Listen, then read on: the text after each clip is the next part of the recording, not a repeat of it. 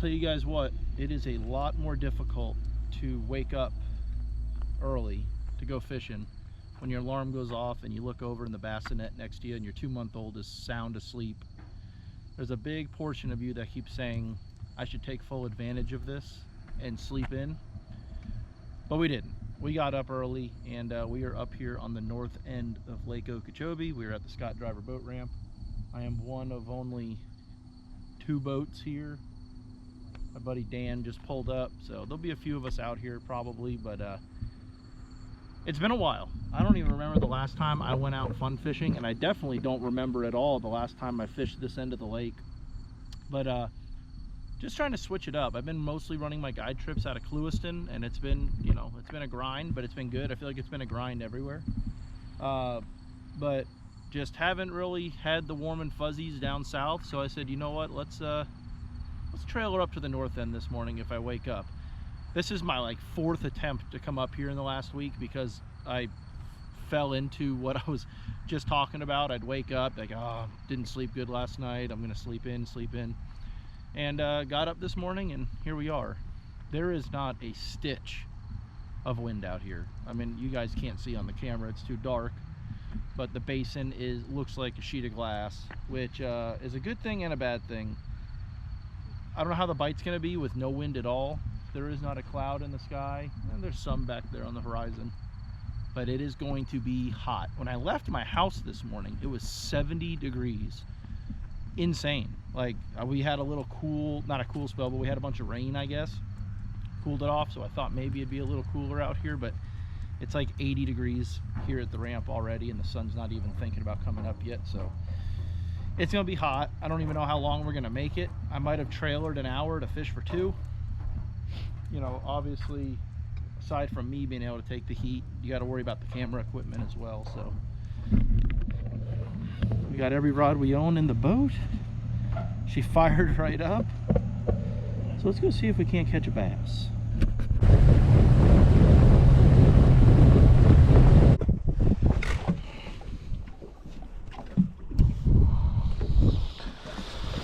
Well, we made it. The one other boat on the lake is right, I mean, smack pretty much where I want to be, but I don't know if it really matters.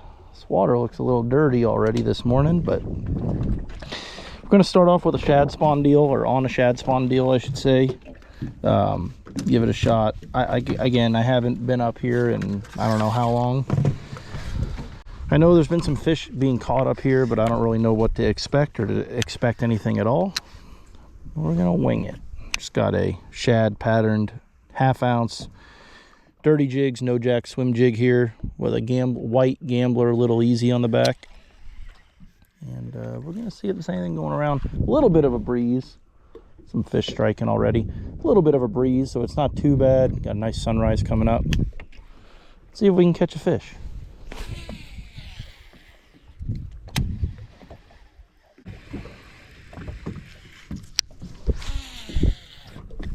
Kind of surprised we ain't caught a couple yet. I mean, it's only been 5 minutes, but definitely some fish striking. Some that sound like some pretty dang good ones. But there's also all kinds of other life in here. Gar, big mullet, tilapia, spooking around, but tons of big shad in here. I'm seeing, well, just, I mean, I don't know if you guys can see right here at the boat, all these little V-wakes from all the shad. Tons of bait. Which I'm sure a lot of these fish are feeding at night as well, so these fish have probably already fed through the night, which means they're probably going to be a little difficult to catch this morning. But water's definitely stained, a little muddy.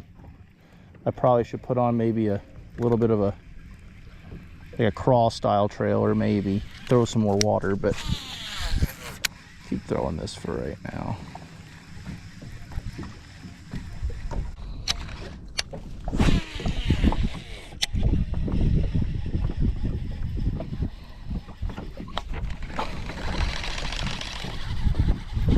Dude, this is crazy.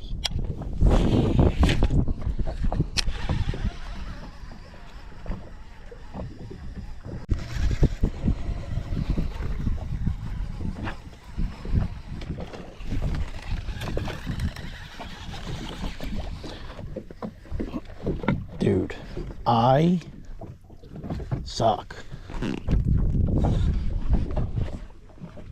I mean, what? What the heck, dude?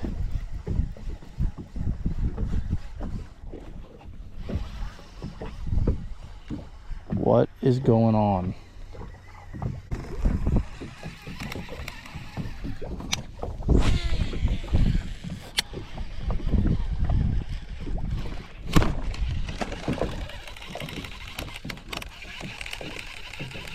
I'm just not meant to land a fish today, I guess. Explosions in this grass are gone. Obviously they're fast as well, but I think a lot of them are gone.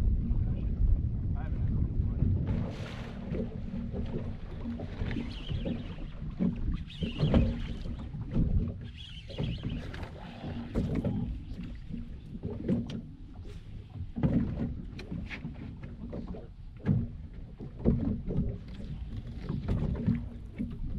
sun.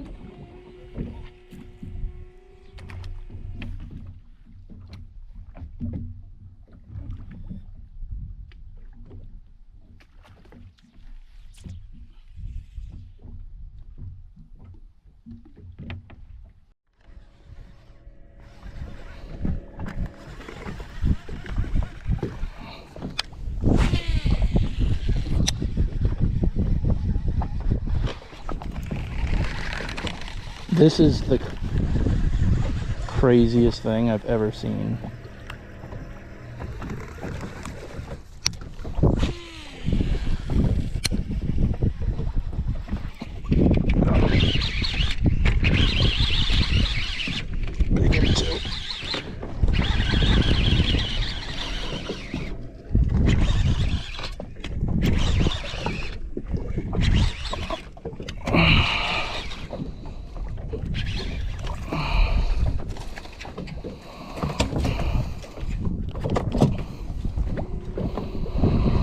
Good God.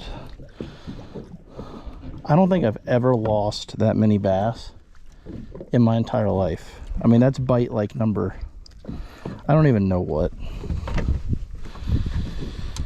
I should have 20 pounds already. I let that one get it for a minute. Skinny, you can see how skinny that fish is. That hot water, but healthy, just, you know, skinny. There we go.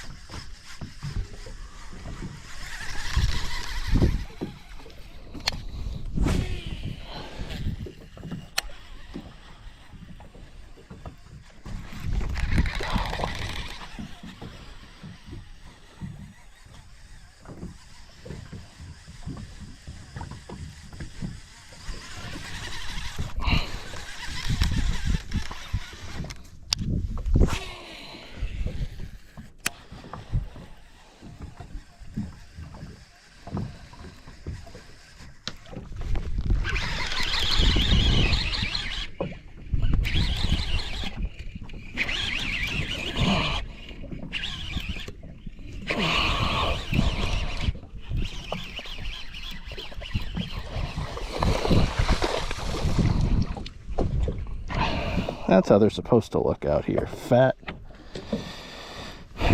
I know this is a horrible time for me to talk about this, being that I've lost 55 fish this morning, but you could see, I mean, that fish is hooked right through the side plate. I think I was just hitting them a little too early this morning because I'm rusty. But that's what makes a swim jig so powerful, I guess you could say. Is that the word? is when you do get them on it, you don't lose them. So in a tournament situation, that's why I have so much confidence in it. If I can get away throwing it, I really do my best to do so. Whether that's a white one like we're using here on Shad spawn, or if it's, you know, over brim beds with like a black and blue one or something that you guys see me use all the time. Swim jig is so efficient. You can cover water, you could slow it down if you need to. It comes through the grass so well. Biggest key I think people struggle with is the rod. Throw it on a medium heavy or something, you know, depending on what brand of rod you use. Throw it on something that's a little softer, that's got that tip. You can give it to them, you know, you can let the fish load up and just do more of a pulling hook set, and you can see it just keeps them pinned up once you get them. This is a 7.6 medium heavy. This is a Senko 6 BTO, but whatever brand of rod you're using, try getting a little bit of a softer rod. You've already got the momentum coming because the fish is eating it while you're retrieving it. It's not like when you're flipping, when you're starting from a dead stop. So you got momentum on your side, you can just pull into them and just keep their momentum coming towards the boat. You don't need that flipping stick style rod. I feel like it's a big mistake people make, so just keep that in mind.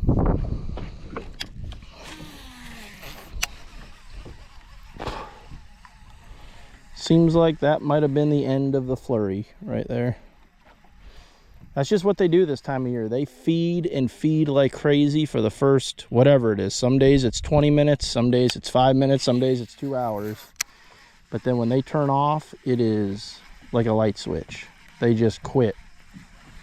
You can see you're not seeing the explosions anymore. You're not hearing any pops or seeing any boils, nothing. Just, it's over. We're gonna stick around for just a couple more minutes and just see. And then I think we're gonna go flip reeds. Ooh. Okay, a lot of these are gar. There's a ton of bass in here too, but I think a lot of these fish I missed this morning, I'm not making excuses for myself, are gar that are just grabbing the tail of the bait. Well, we made it to our next spot. Possibly our last spot if it's going to be this hot. It should be illegal for it to be this warm. It's 7:30 and it's probably 93. I am soaked. A big part of it has to do with this chest camera I have on, giving off this heat. But we're going to see what we can do in here. I've got, I don't know, 5 rods out. Primarily probably going to be flipping. I was going to have a jig and a you know, regular Texas rig, but what I did was I just went with a regular Texas rig with a bigger bait. This is the big Gambler Stinger. It's like a 5.5 inch flipping bait. You guys can see that there. I'm not sure if I really want to use that color. I am a fan of that color, but we might go to a different one. But it's big. I just haven't really been able to get bit on a jig very much lately for whatever reason, but this is pretty cool. This is the first rod I ever had built by Alex over there at Senko Sticks, probably 5 or 6 years ago, and it still works great, awesome. But I had a cat or a rat or something get in my boat, and it actually chewed up my grip, and it was messing with me, so I had to take a razor and clean it up. But I wasn't a fan of how it came out, and he said, man, just bring it in, I'll re-grip it. And he went ahead and put a full cork grip on there for me, and this thing is sweet. He also went ahead and was nice enough to re-epoxy all the guides and everything, just clean it up a little bit. And I absolutely love this thing. This is a 7.9. I don't even know if he can get his hands on this blank anymore, but you guys have seen this rod catch a lot of big fish here on the channel for years. But it's a good jig rod. It's a good rod for punching mats. Pretty cool. Just really like the way it came out. But we got that.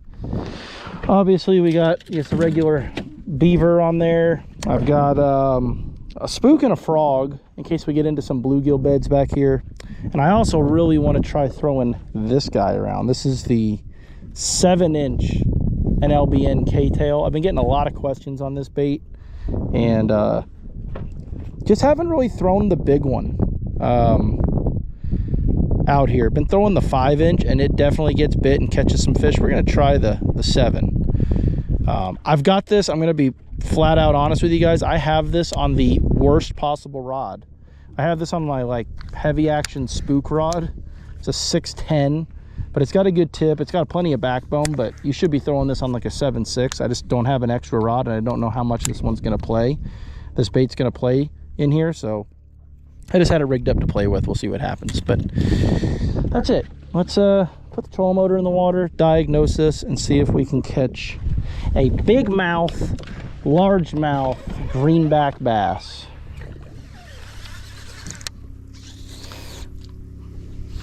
I think every chizzywink, which are the flying bugs you see swarming my boat right now, in the entire lake got blown up to this end from the south end due to that tropical storm, because they are, oh wow,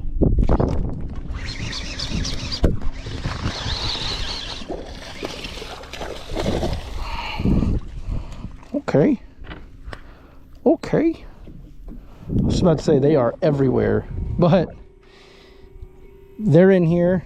The bluegill are in here eating them, and these guys are in here eating the bluegill. So I tell you guys all the time this time of year, if you're fishing comfortably, which means these things aren't swarming your face and your boat, you're probably not around any big fish, or really any fish at all. That fish smoked that thing. That's that big gambler stinger. I mean, as soon as it hit the water.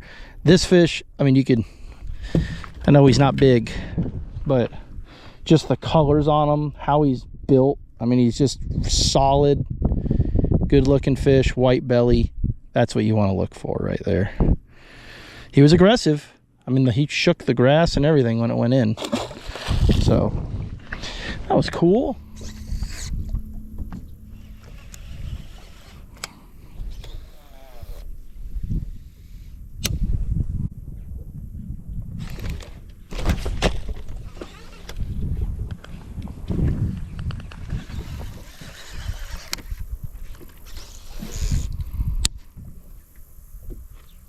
Could happen.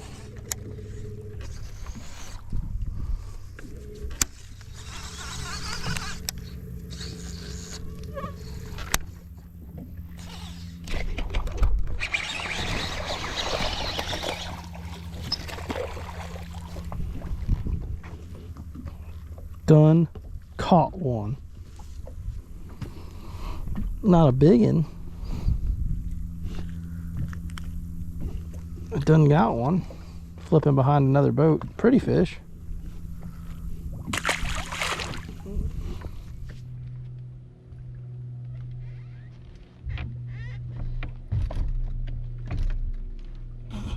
Got sweat, sunscreen, and bugs in my eye. But I think that's going to wrap it up for us here this morning, guys. It was far from on fire, but I'm going to post this video anyway just to kind of showcase what it's truly like. I'm going to try and not just show highlight reels on the channel anymore. I'm going to try and just every time I go fishing, I'm going to post it, because I feel like I set people's expectations way up here when all I do is post the days that are really good. And it's not always really good, especially this time of year. It's middle of August. Heck, it's not even 10 o'clock in the morning and it's already pushing 100 degrees. The water temp probably isn't far from that. So it's a grind. But you guys saw this morning, if I wasn't fishing so terribly and rusty and sloppy, I had the opportunity to catch a pretty decent bag this morning. I mean, I lost some decent fish and just missed hook sets and was all out of whack. I'm rusty. But the fish are there. They're definitely feeding. That first hour in the morning is crucial, and it's kind of on fire, really. I mean, you can get out there if you know where some fish are located and put yourself in position. First thing, you could capitalize and catch some really good fish and catch a big number of fish as well. That one patch of grass I was on had probably 100 fish in it, going crazy. So you know, after that I went flipping. I didn't even go look. I didn't really put in a valiant effort to really go try and find anything spectacular. I just went to what I know the fish usually show up on this time of year, and I'm sure they're there. All right, I mean, I caught a couple small ones, I think, but the bait was there. Not only the bluegill, but the shad were just everywhere in the back, which I typically don't see this time of year. But I really think those heavy winds we had from that, coming off that storm a couple weeks ago or last week, blew a lot of shad up to this end of the lake, because we don't have any on the south end right now. They're just bait everywhere I went today. So these fish are probably feeding primarily at night because they can. The bait is sitting right there, so why are they gonna feed during the heat of the day? I could probably pick a flipping stick up and go flip again and probably catch another couple fish, but I'm spoiled. I get to fish out here kind of whenever I want, so I'm not going to sit out here and suffer in this heat. But There's definitely nice fish to be caught. That morning bite ended a little premature this morning. It's been going on for about an hour and a half, and this morning we only got about 45 minutes of it. I'm not sure why. Might have to do with the lack of wind. There was literally no clouds to speak of. They're just starting to pop up now. So it was pretty much the worst conditions you could ask for, honestly, when it comes down to it. But still caught a couple of fish. I threw everything in this boat at some point today, and yeah, I don't know. I know this is going to sound like a sales pitch. I don't want it to. That's not really what I'm trying to do. But I fall more in love with these Senko Sticks rods every time I use them. They're so well balanced. They are ultra sensitive. Obviously, they're durable, and they're perfect. I just got a new spook rod. Again, I know I did a video on my last spook rod. I loved it. It's ideal. It's awesome, especially when you're spooking around that heavy vegetation. But in these open water situations like I'm at right now, I went with the medium heavy, or the medium I believe it is. Which one did I go with? The step down, the mag medium heavy fast. It's very whippy, okay, so a lot of people may not like it, but I like that whippy rod. It enables me to really walk that bait a lot more aggressively and not pop it out of the water. And it's just got a really good parabolic bend to it, and keeps those fish buttoned up when I don't need to have that little bit stiffer rod. It still throws the spook great, casts a mile. It's super lightweight and balanced in my hand. Really like this thing. Might even throw this primarily even in the heavier stuff as well, because I really like to walk that spook super aggressively, and that parabolic bend just keeps the hooks in the fish very well as well. So if you guys want to check out a new rod, SenkoSticks.com, you can use code TIGHTSPLICE at checkout. It saves you some money. But if you have any questions on any of the rods that I used in this video or in any of my other videos, just send me a message or just call Alex directly and he can walk you through anything that you want to know. But I'm going to put this thing on the trailer. It is hot. I'll probably come back out later this week, maybe fish again, because I can. I'm off, I'm slow. If you guys want to go fishing, I'm open. Give me a call, split a trip with a buddy, come out for 4 hours, fish till 10 o'clock, and then go have breakfast, go to lunch. Heck, you can sneak into work late if you want. It's literally, that's the way it's fishing right now. But other than that, I appreciate you guys watching. Please, if you haven't already, hit that like and subscribe button for the channel. I'm trying to grow this thing as big as I can, or just as best I can. It definitely helps out. So I'm going to clean up. I'm going to try and shoo these 6 million bugs out of my boat, and I'm going to go sit in the AC. You guys have fun out there. Be safe, and I'll see you guys on the next one.